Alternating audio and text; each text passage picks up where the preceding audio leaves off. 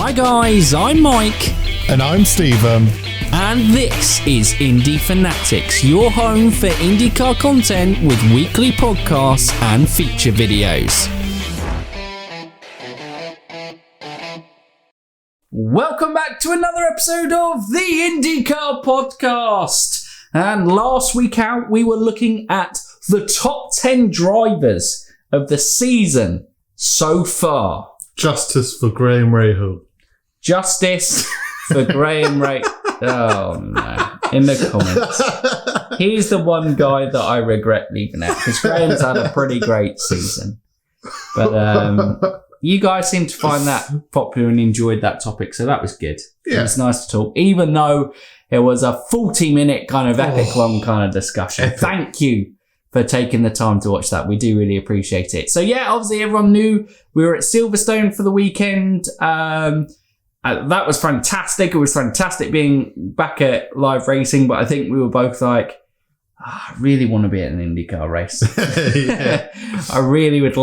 We really would both love to kind of get out there to the States and watch. So fingers crossed. I don't think, it's going to be possible at all in 2021, but maybe in 2022, there might be some possibility of coming out and seeing some of you guys at a racetrack and watching the IndyCar race there. But today's episode of the IndyCar podcast, we're just going to there's been some pretty big news. So we're going to do a very kind of brief roundup of that because David Land, as always, is fantastic at kind of rounding up the news and he goes into the topics in a lot more detail. So obviously I think we'll leave links in the description below to those videos if you want a bit more, but we'll just kind of cover the topics and it's brief. But today, because we're silly, we're going to be looking at silly season. Oh yeah. So we know kind of the drivers who are in contract, the drivers who are out of contract, and the type of people we think, might be making their ways in or who we'd like to see to the IndyCar grid in 2022. But before we start, we got the news. And last week, Stephen, I believe when we were talking about is IndyCar F1 at a video, we said there was an area in the virtual world that they were very absent in and they were long overdue. And then what happened, Stephen? Bam! 2023 IndyCar game! Yes! Being made by Motorsport Games. Aptly named. You know they've got to do a good job if their title is Motorsport, covering a motorsport. Yes, fantastic news. I was going to come up with a thing of, do you want to be Pato Ward?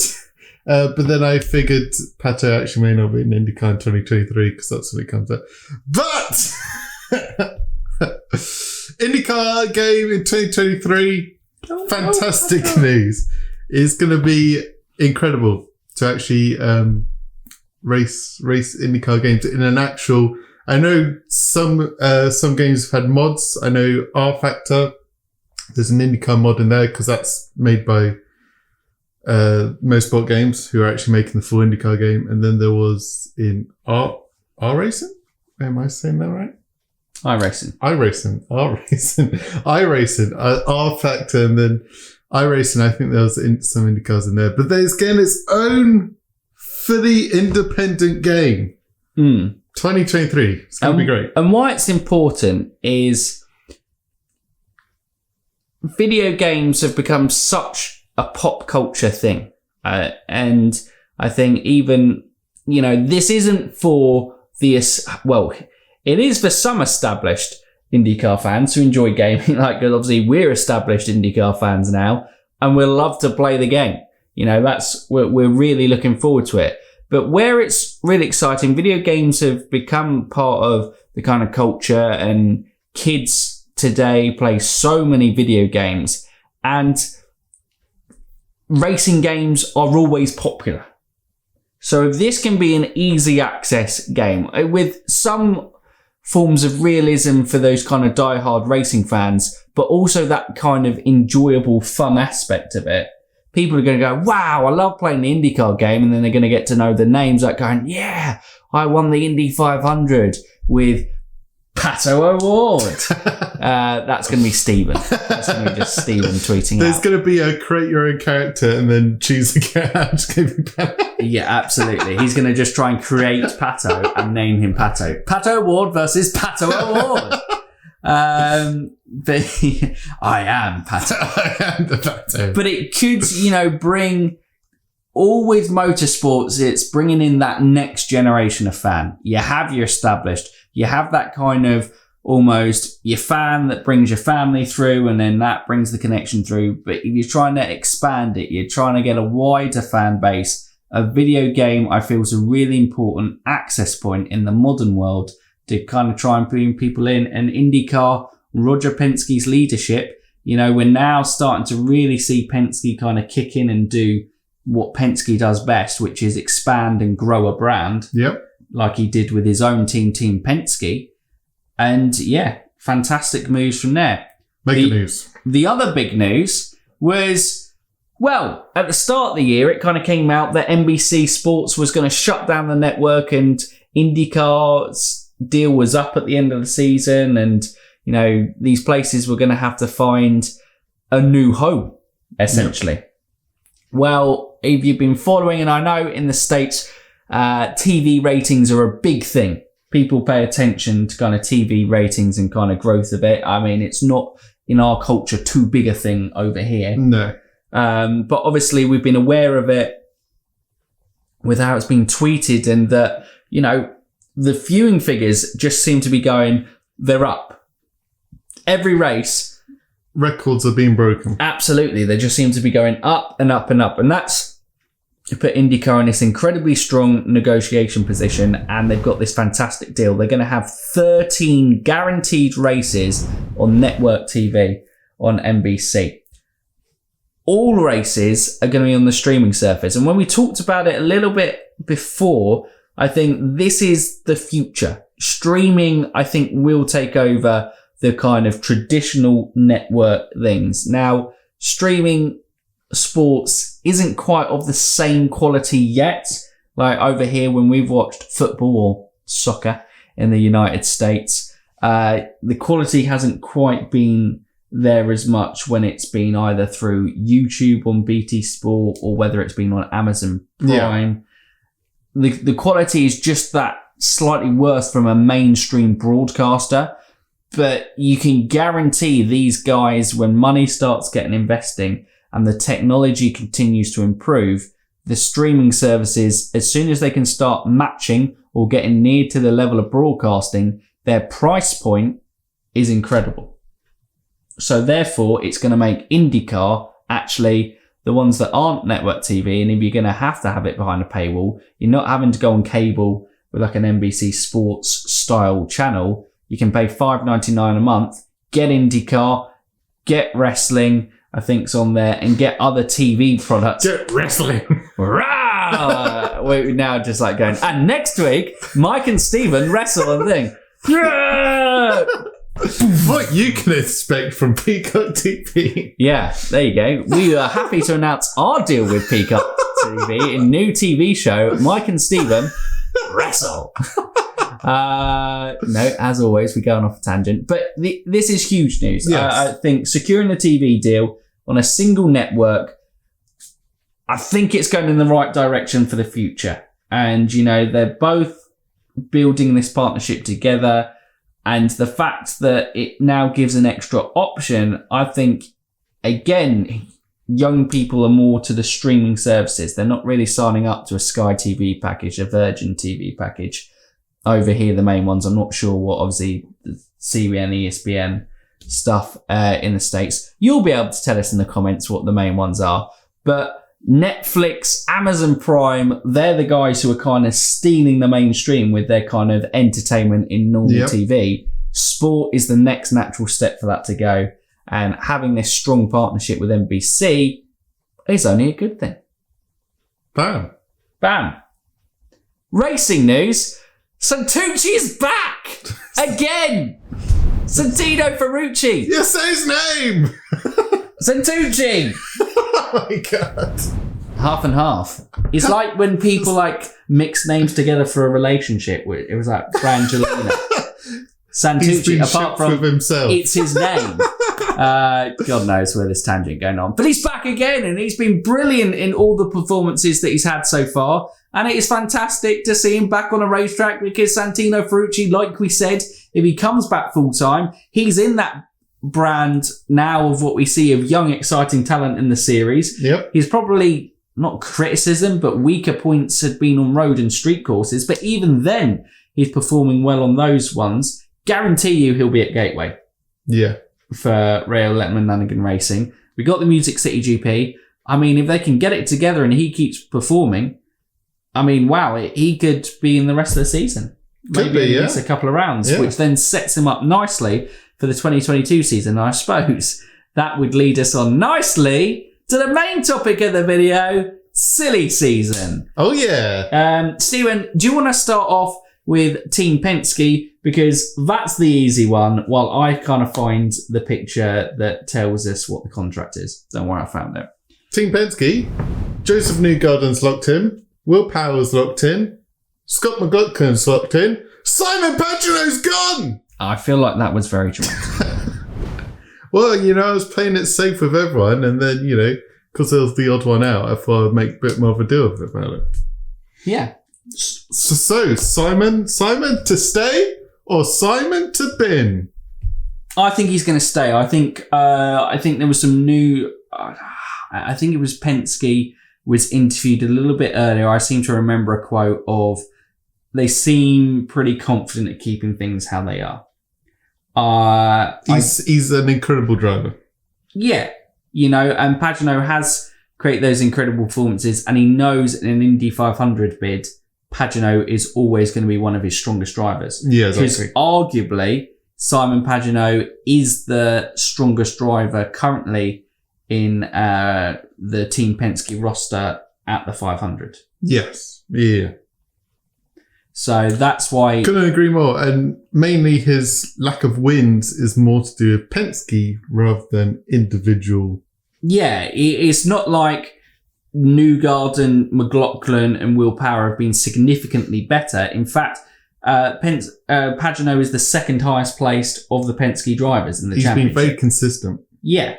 In an inconsistent year for Team Penske. I mean, he's probably been the furthest away from a win. Yep. Out of all four, funnily enough.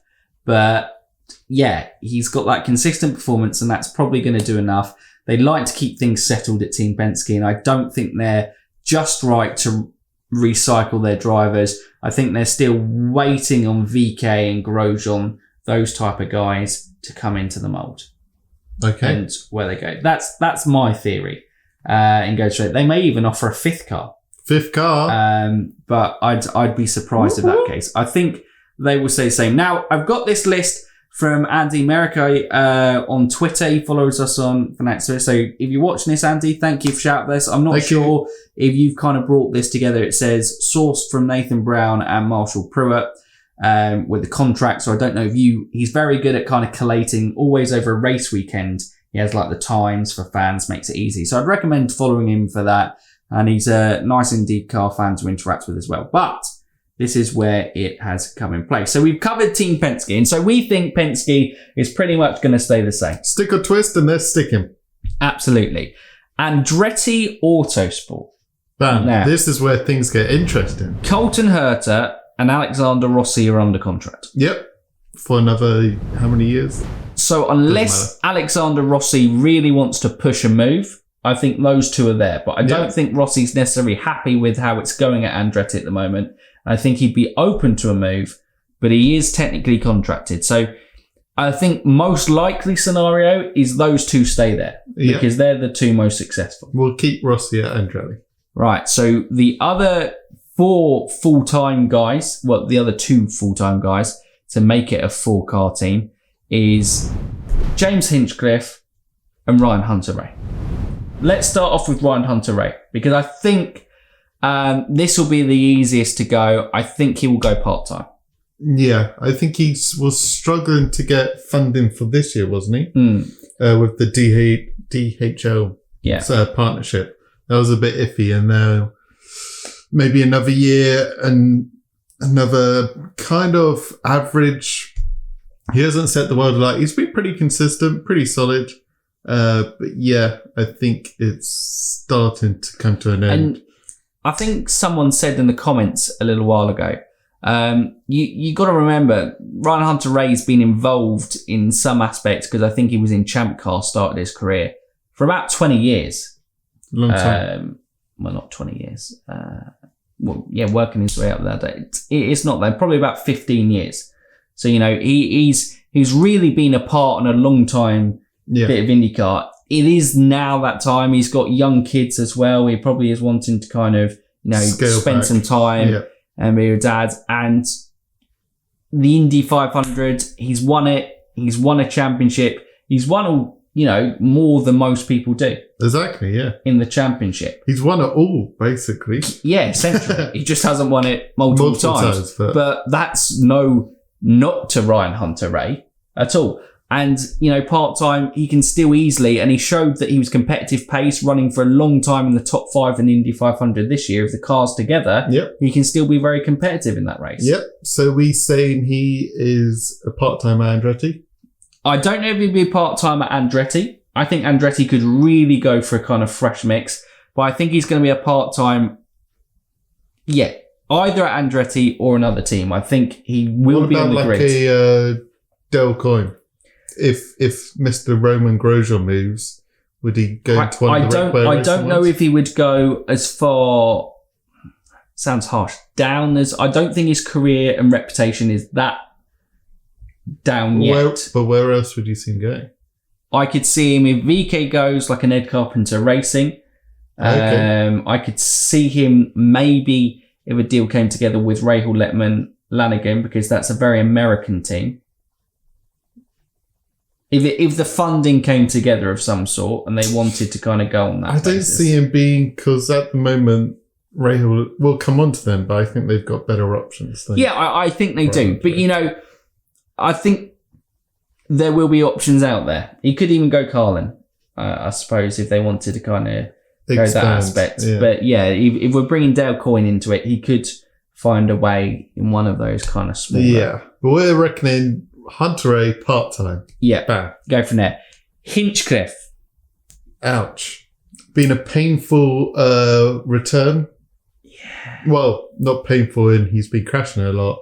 Painful in is nothing's coming together for him. I feel sorry for Hinch because he didn't get a normal, in limited testing anyway, he missed a lot of it.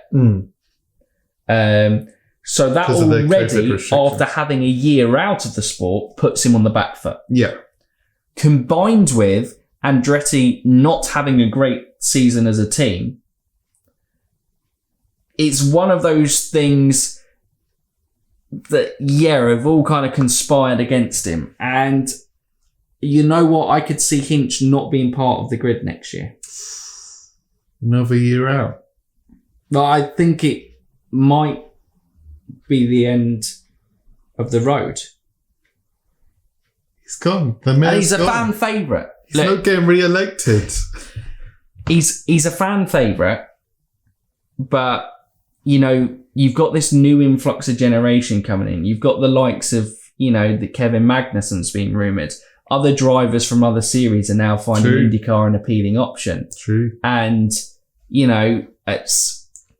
he could easily be picked up again, lower around Ed Carpenter's if Myers Shank, but I think Myers Shank are just going to go Elio and Jack Harvey. But if Jack Harvey went the other way to Andretti, then maybe James Hinchcliffe could go and be an experienced head for their team. I don't know on that aspect.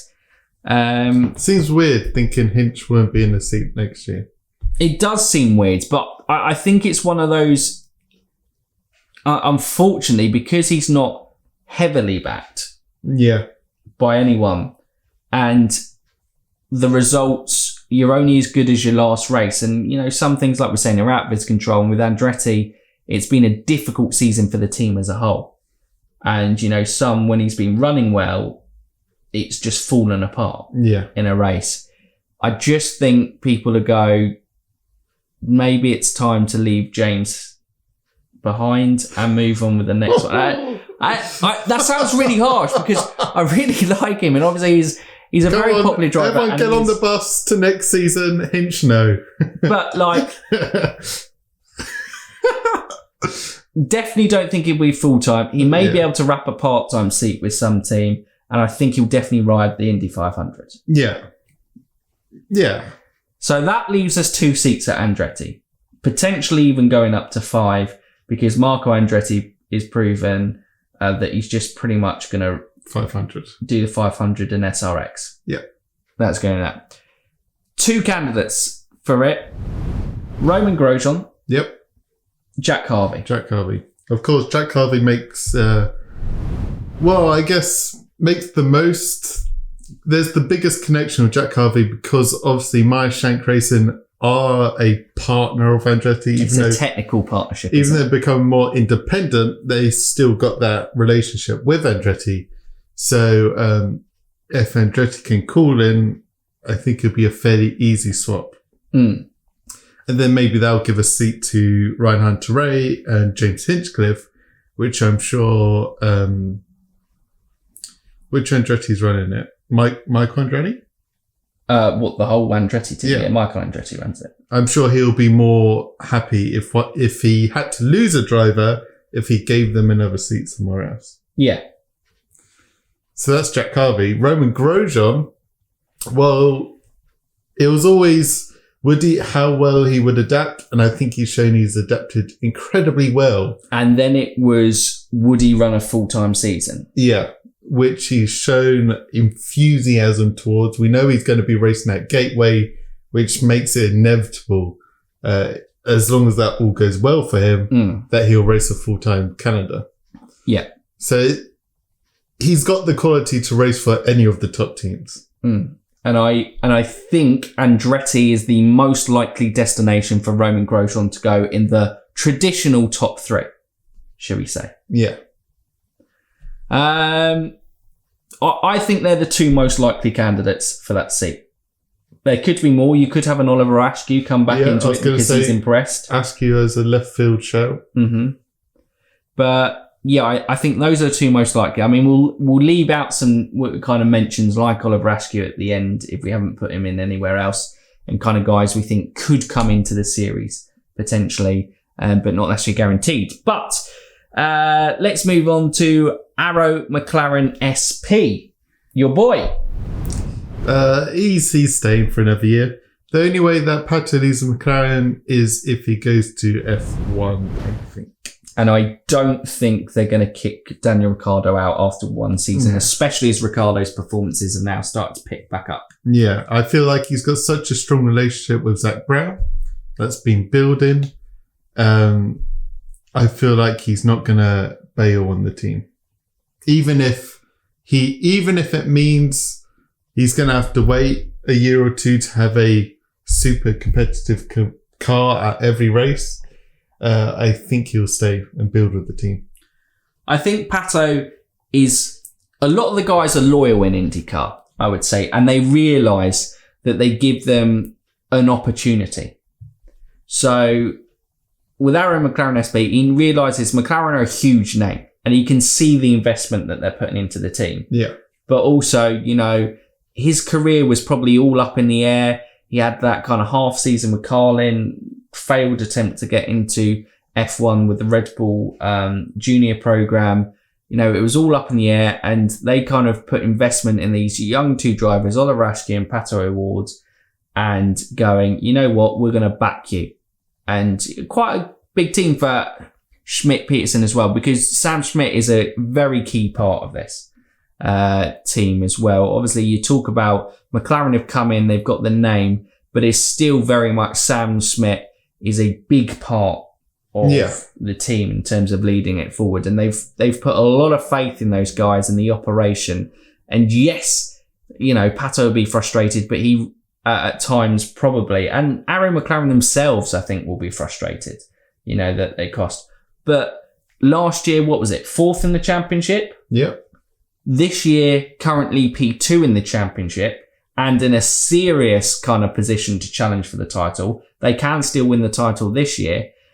You know, why would they want to break that partnership? Exactly. Both parties. Yeah. Felix. I think he's gone. I don't know if he's gone, but I think he is a big, big risk. McLaren have shown Arrow, McLaren, Schmidt, Peterson have shown they're pretty ruthless with their driver lineups. James Hinchcliffe and Oliver Askew last year, and now Felix Rosenqvist, I feel is going to be another victim. It depends. If he's doing a lot of work behind the scenes and he's really helping build the team there, then that may save him his role. And they go, well, we know we're still building. We don't need you winning every single race. We know we're not there yet. But if he's doing the work behind the scenes, then fair enough. But if they're really looking at the performances, I think they may look for a new partner to Pato.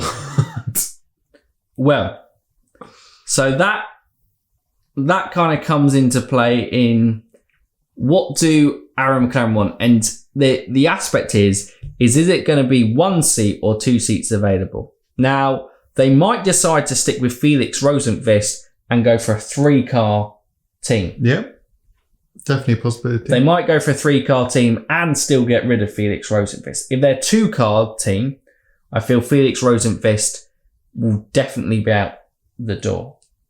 And that's not... Felix is a very talented driver, but I guess since his really impressive rookie season with Chip Ganassi, like we kind of said in the kind of career-defining video with him and Marcus, he just hasn't quite got going again. Yeah, well, the thing with this year of McLaren is there's been the steering. He just hasn't... The car doesn't suit his style. So already there's a problem there that it's either, well, Felix, can you adapt to that? Or is it better us getting a driver that already suits that style? Who's more natural to it, who's always probably going to be better even if Felix adapts to it. So it's probably better for both parties for the split if he can't adapt to the steering. Yeah. Because that's never going to change because Pato, basically. Now, with Arrow McLaren SP, I'm really unsure ones. I know they said when Kevin Magnussen was available, he'd be under serious consideration. But I think if Kevin Magnussen is going to come into IndyCar next year, there's another team that we're going to talk about that is much more likely. Yes. But I do think Kevin Magnussen may be an option for Arrow McLaren. Yeah, okay. Well, because he's already got the link with driving through IMSA, Chip Ganassi, if you haven't got it already. True. And he's already got that partnership and he always got that working relationship thing. I know, obviously, McLaren he worked with in F1, but I think now that he's stateside, he knows how Chip Ganassi operate as a team type thing. He knows kind of Scott from driving with him in IMSA. He'll mould into that team, I think, quite well. Yeah. And I think he's a Chip Ganassi style driver. Yeah. But that doesn't mean he won't go to McLaren. No. So I do think he's an option. I'll throw a curveball out there. If we're talking about the investment and Arrow McLaren being really serious about how they're going to progress in the series and be, a change of the guard almost, be one of the top teams within the series producing title challenges. Ed Carpenter Racing, unless they get a serious partnership, I think there is only a limit to they will compete for the occasional race wins with a talented driver, case ensued, Renus VK, and Ed Carpenter, Connor Daly could win on ovals for me. Yeah. So VK, I think he could be a possibility for Arrow McLaren. I think if they're serious about it, he's a young talent, goes with Pato as a young talent, and almost this thing to unsettle the established order of the Andretti's, Chip Ganassis, and Team Penske's of the series, if they get two of the top two talents in their team, it's a big coup for them. Yeah, and obviously Zach Brown and McLaren coming into Aaron McLaren, Schmidt, Peterson, then they bring marketability, and they know, we saw at Silverstone how much Zach Brown has done for the McLaren F1 team in terms of building a brand. And VK is a Dutch superstar in the making.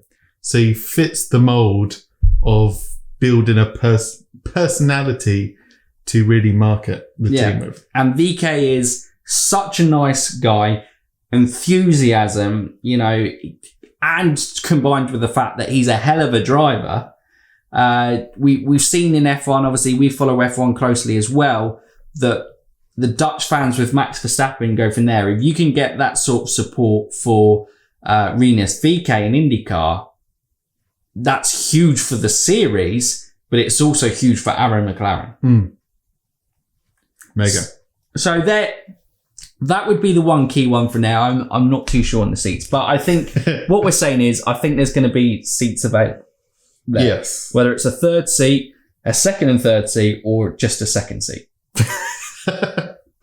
All up in the air. Let's move on to Chip. Silly season. Right. Chip Ganassi Racing. Scott Dixon. Nah, he hasn't got much experience. Get rid of him. Dixon, Palou, Ericsson stay. Oh, Palou. He's having a rough season, isn't he? Jimmy Johnson stays and potentially a full-time seat. Yep. Tony Kanaan then will just race ovals still, even if Jimmy Johnson goes full and decides to race the 500 and the ovals as well. Or Jimmy might just decide to ride the 500, but they'll do from there. But the big thing here is Chip Ganassi sold his NASCAR team. Yes. And when interviewed directly about it, does that mean there could be the possibility of a fifth car in IndyCar? Fifth full-time car. Yeah, fifth full-time car. He said, yes, there is a possibility that could happen. And when directly asked about Kevin Magnussen, if the sponsorship can come together, yes, that is a possibility for us. So he's not batting away these as kind of false claims. They are very open to the idea of it. And it's one of the great things about IndyCar in terms of the top teams. There is no limit. I mean, I don't think we're ever going to get to the stupid stage of Chip Ganassi fielding 10 cars this year. We're like, oh my God, I can't keep up. And the entire grid is Chip Ganassi. They've taken over Penske. They've taken over the world. But Chip Ganassi will be all the same. The only difference will be if they get a fifth full-time seat and it's Kevin Magnussen. I think that's the only thing. Although there is still, because doesn't Oliver Askew still have links to Chip? Or did have links? I think he Chip did, Ganassi? but no. You don't think they would? No. They've got their main man, Alex Palou. Yeah. And I also think Oliver Askew does not have the budget to bring in. Fair enough. The main reason he got into IndyCar in the first place was because Aaron McLaren were kind of too fully supplied seats, and the reason he hasn't been able to get one this year because of that budget. Yeah. If Chip Ganassi is talking about it, Kevin Magnussen will have a hell of a lot more budget available to him than Oliver Askew. Yep. True. So that's where I go for now. I think it's Kevin Magnussen, all the same. Yep. Carlin Motorsport, another easy one, Max Chilton. Yep. And our local hero. Local hero. But because he still continues to show performance. He got that top 10 performance, didn't he? In Road America. Yeah. Very impressive. Which was a great result. So when it comes together, and Carlin, they just they're flirting with IndyCar. They're not fully in. Yeah. They're one of the smallest teams. Yeah. In terms of their running order. And if Connor Daly is still on that kind of half in, half out, well, with Ed Carpenter racing on everything other than ovals, because Ed Carpenter himself still races it, I think that'll be the same. Yep. There. So that's Carlin easy done. Dale Coyne. I think Pietro, if Grosjean goes, and I can see Grosjean going to a bigger team, Pietro could ride full time. Yep. In that 51. Yeah, 51 car. Yeah. I think Ed Jones is going to stay the same. I think he's shown a positive return to the series, but I don't think anyone higher up the grid is going to take him like last time Chip Ganassi. I can see him working and building with the Vassar Sullivan team and building on, a good return to the series. He's been a little bit unlucky, I think, in some circumstances, but he's shown pace at times, especially more recently, which makes sense because he had some time out of IndyCar, took some time to adapt. His now performances are starting to get stronger again and getting up there competing to where Grosjean is as well. It's been very, very positive season for Ed. So I think it'll be 2 seats and we'll have the 52 car again in partnership with Rick Ware Racing, where it will be a mixture of Cody Ware and said others. Yeah, I was going to say, do you think Cody Ware will get a few more races next year? I think so. I think that is their plan. Yeah. To kind of keep building him through there. I think Pietro is the prime candidate to go full-time. Yeah, as the new driver for next year. Yeah. Because I think he would have done, but it's just kind of funding. And maybe that's a link to the Fittipaldi, because if Enzo, continues up the path and does well, Pietro goes there. If he doesn't kick on, then Enzo Fittipaldi comes in. And it's a big name in IndyCar, although I know Emerson wasn't as popular towards the end. One of the more controversial figures. Yeah, it's still a big name to have. It's a big motorsport name in the series. Exactly. And if Dale Coyne can have that around, it kind of brings some kind of positive stuff. I think they got quite good backing, haven't they, the Fittipaldi brothers? Yeah, I believe they do. Right, Ed Carpenter Racing. So, Ed Carpenter will continue to run ovals. Yep. So that's guaranteed. Connor Daly, I think, will stay there, building a good relationship with that US Air Force. I think he will run everything bar ovals. Although, if Rinus VK does go, does Connor Daly become the main driver? Full time. It'd make the most sense, wouldn't it? Which would then maybe leave a part-time seat for who stepped in for Rinus VK when he had the cycling accident. Good old Oliver Askew, his third mention. We're trying to shoe him in anyway. Yeah. Honestly, though, he's a former Indy Lights champion, and we've looked at the Indy Lights champions and the guys who've done well. VK, Pato, and Herter. Either runner-ups or won the championship like Pato. They've all done incredibly well from there. Oliver Askew is in that bracket that he was doing well and had that unluckiness with a concussion. Yeah. And I think the guy deserves another shot. And when he's come in, he had, strong running for both Aaron McLaren SP and Ed Carpenter Racing. Yeah. So, part-time seat at Ed Carpenter possibly, or maybe he'll even get the full-time right. Dependent. As always, it is always depending on budget for drivers. Exactly, yeah. But at least it is a little bit more easier to kind of get it together than if you were trying to secure an F1 seat. Yes, exactly. So, yeah, I think out of the ones we've discussed, this is the most likely place Oliver Askew could end up. Yeah. I think it would make sense. AJ Foyt. Now, both of those guys are out of contract, I believe. Sebastian Bourdais, I think they will keep. I think it's been a successful first year in the partnership. Bourdais is that experience. He keeps going. He shows he's still competitive in the series.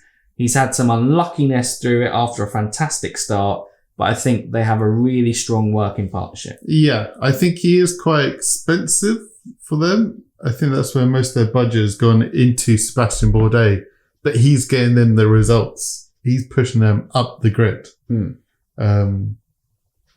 which is what they need to develop. Yeah. Now, the other one is Dalton Kellett. Yep. He's not a spring chicken. No. Fantastic engineering mind. But in his 2 seasons, has there been enough of an improvement in Dalton Kellett in this second season with AJ Foyt to warrant But he brings big bucks, and that's positive. That's the main thing. He brings money into the team that lets them have a Sebastian Bourdais. So I think he is likely to stay with AJ Foyt Racing in some form. Yep. Whether that goes more part-time like his first season or full-time again. And a woman who tested for AJ Foyt recently in the full team car was Tatiana Calderon. Yep.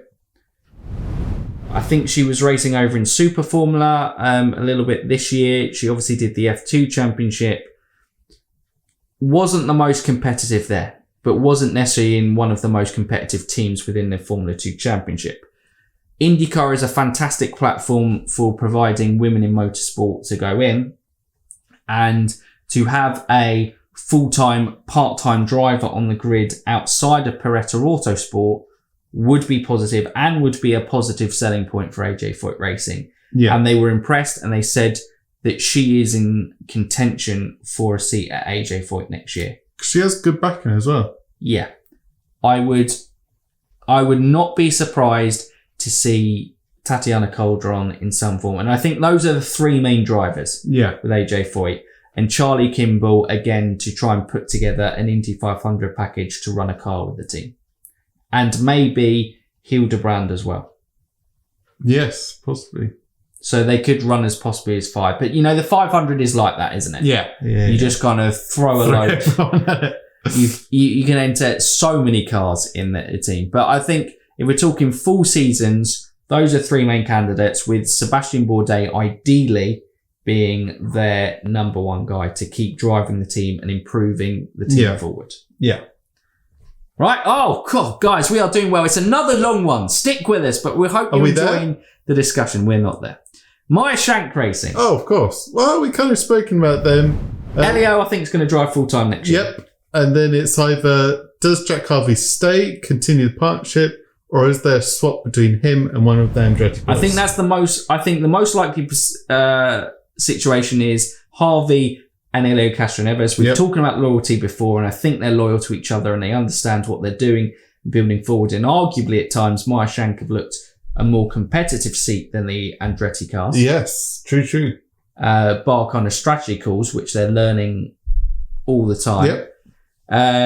But if not, I do think, one of those guys, maybe Ryan Hunter-Reay, Hinchcliffe, would be one of the main candidates to come in from there.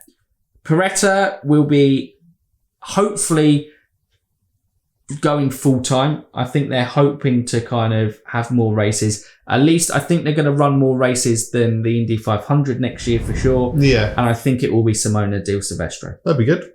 I think she would be keen to come back. She has her kind of full-time job with Porsche. But I think if they can work out some sort of deal there, I think it's going to be Beretta. If not, it will be a said female driver. So maybe it could be Tatiana runs part-time for AJ Foyt, and in the rounds that Simona can't race for Beretta, Tatiana takes up that seat. Yeah. I think that's where that will go. Penske, we spoke about. Rahal, Letterman, Lanigan Racing. Graham Rahal is the one contracted, and he will stay. He's still obviously putting in those performances. Takuma Sato is out of contract, but I think likely will stay. Yes. 500 winner. He's always there for the 500 and just a very solid driver the rest of the season. Rahal, Letterman, Lanigan Racing are building a new state-of-the-art, I think, facility. They are looking to go forward and compete with the top boys. But as it stands, they've got a great, strong partnership in those two. Yep. Now it's a third seat. And there are only two people, I think, who are strong candidates for this one, for me. Santino Ferrucci, who's obviously been running part-time in that seat. If Santino wants a full-time seat and Hy-Vee kind of keeps massively backing Rahal, Letterman, Lanigan Racing, they're kind of putting their money where their mouth is. I think actually that's probably looking now the most likely scenario. Yes, with the amount of races he's getting this year. Yeah. The third one, or the second driver, would be Antonio Felix da Costa. Formula E champion. Yeah, could do it again this year. Highly rated. Was really excited to get a test. Apparently he'd been badgering Bobby Rahal for a while. Finally got his test at the back end of last year. I think we're going to see Antonio Felix da Costa at some point in IndyCar. And this feels a very likely avenue at the moment. Yeah. So as much as Santino is talented, if they can get Antonio Felix da Costa in, I think he may boot Santino out of the way. I know, it's always difficult to tell which drivers have more backing and who don't. But as a Formula E champion, and possibly at the end of this year, 2-time Formula E champion, you would think Felix would bring more to the table than Santino Ferrucci. Whether it's financials, bringing in sponsors, but also as a marketing opportunity, you have the Formula E champion in your team. Yeah. And that has potential of bringing Formula E fans to IndyCar. Exactly. Who've now become big Antonio Felix da Costa fans. So that's one. Maybe even, I don't know if it's rumours at all, but maybe they go part-time with Santino again and run 4 cars. Possibly. Like that, if Antonio Felix da Costa is on there. Obviously, we spoke about it right at the beginning, with the new TV deal, the video game, it all brings money into IndyCar, which filters out throughout all the teams. So if the teams have more money, the teams are always going to be flirting with the idea of more cars, more entries. And like we said, for kind of top IndyCar teams, compared to F1, like Penske's, we're talking a budget is like 10 million. For the smaller teams, we're talking a budget of 3, probably like a Rahal, Letterman, Lanigan Racing. I don't know. I'm just throwing figures out, but I'd imagine somewhere in the middle, 5 to 6 mil. Yeah. Type of thing. It could be more or less than that, on that aspect. But yeah, I think it's more attainable, and IndyCar is just growing a grid. They're attracting top talents. People now want to drive an IndyCar again.